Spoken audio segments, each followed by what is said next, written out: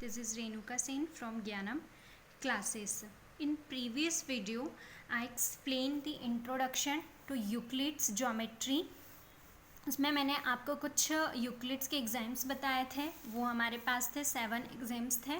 I hope आपको वो सब क्लियर हो गए होंगे. अब नेक्स्ट हमें पढ़ना है, यूक्लिड्स ने कुछ पोस्टुलेट्स दिए हुए हैं, वो हमें पढ़ना है. और मैंने आपको बताया था जो एग्ज़ाम्स और पोस्टुलेट्स था उसमें सिर्फ एक डिफरेंस थे कि जो एग्ज़ाम्स है वो हम ओवरऑल मैथ्स में हम उन्हें कहीं भी यूज़ कर सकते हैं, एप्लीकेबल है ओवरऑल मैथ्स में. बट जो पोस्टुलेट्स हैं वो सिर्फ किस में एप्लीकेबल है, सिर्फ ज्योमेट्री में एप्लीकेबल है. तो हम वन बाय वन हम पोस्टुलेट्स भी देख लेते हैं कि क्या है.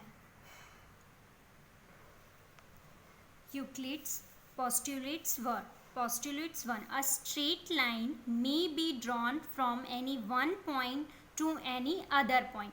हम कोई दो पॉइंट्स हैं हमारे पास 1 और 2, तो वहाँ से हम क्या कर सकते हैं, स्ट्रेट लाइन को ड्रॉ कर सकते हैं. फर्स्ट पोस्टुलेट ये कह रहा है कि straight line may be drawn from any one point two any other points. कोई से भी हम पॉइंट से हम स्ट्रेट लाइन्स को ड्रॉ कर सकते हैं.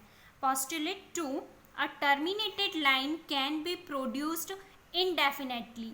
मीन्स कि अगर हमारे पास ये कोई एक टर्मिनेटेड लाइन है, मैं इसको प्रोड्यूस्ड कर सकती हूँ. ये लाइन को मैं आगे यहाँ पे भी एक्सटेंड कर सकती हूँ और यहाँ पे भी एक्सटेंड कर सकती हूँ. इन्फिनिटली का मतलब यही है कि हम इस लाइन्स को आगे एक्सटेंड कर सकते हैं. Terminated line can be produced infinitely. Second postulates ये हैं. थर्ड पोस्टुलेट्स है, a circle can be drawn with any center and any radius. कोई भी एक सर्कल है, हम उसे क्या कर सकते हैं, ड्रॉ कर सकते हैं. कहाँ से, विथ एनी सेंटर, कहीं से भी, और एनी रेडियस से, कोई सा भी उसकी रेडियस से हम उसे ड्रॉ कर सकते हैं. थर्ड पोस्टुलेट्स ये है.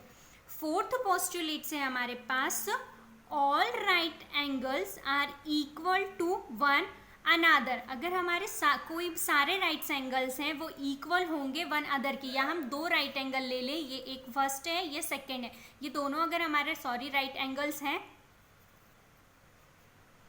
ये हमारे राइट एंगल है दो, तो ये हमारे क्या होंगे, दोनों इक्वल होंगे वन टू अनादर्स. ठीक है, ये हमारे फोर्थ पोस्टुलेट्स है.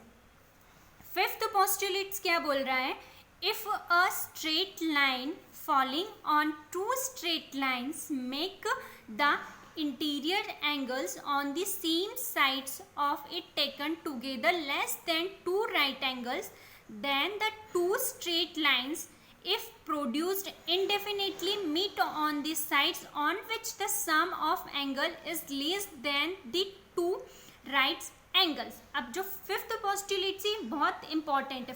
फिफ्थ पोस्टुलेट्स में क्या बोल रहा है कि अगर हम दो स्ट्रेट लाइन ले रहे हैं, स्ट्रेट लाइन हमने प्रोड्यूस्ड करी है, ये दो हैं और ये वाली मैंने दो स्ट्रेट लाइन बोली है, बट ये दोनों जो है मैं ये स्ट्रेट लाइन पैरेलल नहीं लूँगी.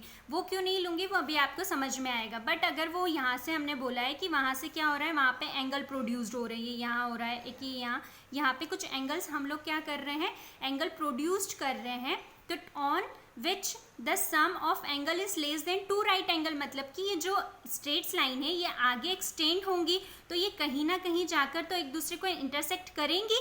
ये दोनों एक दूसरे से, ये यहाँ से इधर एक्सटेंड होगी, ये इधर होगी, तो कहीं ना कहीं तो एक दूसरे को इंटरसेक्ट करेगी. दैट मीन्स कि उनका जो सम होगा वो क्या होगा, लेस देन होगा टू राइट एंगल से. मतलब कि टू राइट एंगल्स का सम कितना होता है, 180 डिग्री. तो इन दोनों का सम क्या होगा, 180 डिग्री से क्या होना चाहिए, छोटा होना चाहिए. और ये जो लाइन्स है ये क्या होंगी, पैरेलल नहीं होंगी. अगर पैरेलल हो गई तो वो दोनों एक दूसरे को इंटरसेक्ट नहीं करेंगी. तो बस ये फिफ्थ पोस्टुलेट्स में हमको यही बताया है कि sum of angle is less than two right angle से.